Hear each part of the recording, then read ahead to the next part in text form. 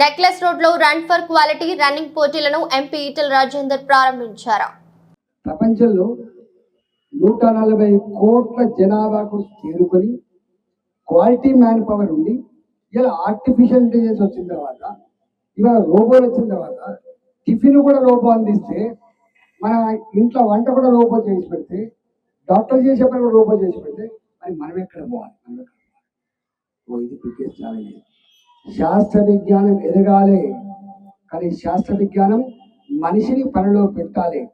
మనిషి కనుక పనిలో పెట్టకపోతే దానివల్ల వచ్చేటువంటి అనర్థాలు ఇంత అంత ఉండవు. మనం చూస్తున్నాం, ఇవాళ మనం అనేకం చూస్తాం.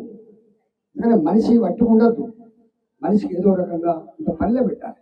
ఇవాళ గొప్పతనం ఏంటంటే ఒకప్పుడు చదువుకున్న వాళ్ళ శాతం 50% ఉండే, 60% ఉండే, అసలు ఆడపిల్లలు చదివేలేని పరిస్థితి ఉంది.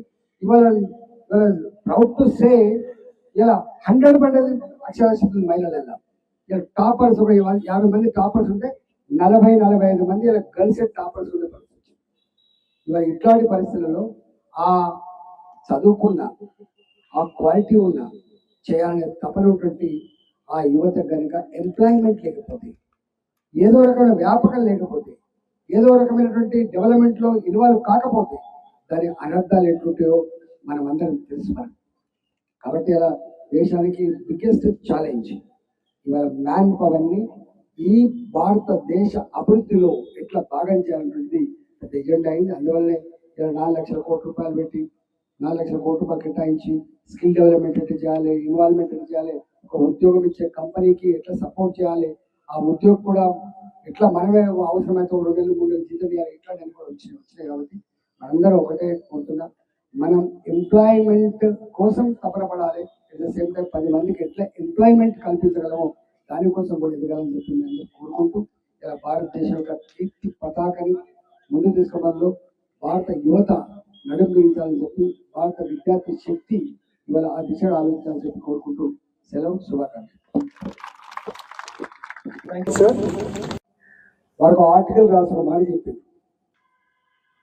మరన్న మాట ఏంటంటే, ప్రపంచానికి కరువు వస్తే, ఆకలి అయితే అన్నం పెట్టగలిగే స్థాయికి భారత్ ఎదిగింది. కానీ భారత్ కనుక ఏదైనా అవసరం వస్తే సాయం చేయగలిగే స్టేజ్లో, అన్నం పెట్టగలిగే స్టేజ్లో ఏ దేశం లేదని చెప్పి ఇవాళ ఆర్టికల్ రాసింది. మొన్న కరోనా వచ్చినప్పుడు నేను అప్పుడు ఇక్కడ మంత్రిగా ఉన్నా, మీకు తెలుసు, చాలామంది చాలా రకాల ఊహాగానాలు చేశారు. చైనాలో ఈ రోగం వచ్చింది కాబట్టి 1 మంత్లోనే 1000 పడకల హాస్పిటల్ నిర్మాణం చేయగలిగిన వాళ్ళు. దాని మీద యుద్ధం ప్రకటించిండ్రు చైనా కాబట్టి.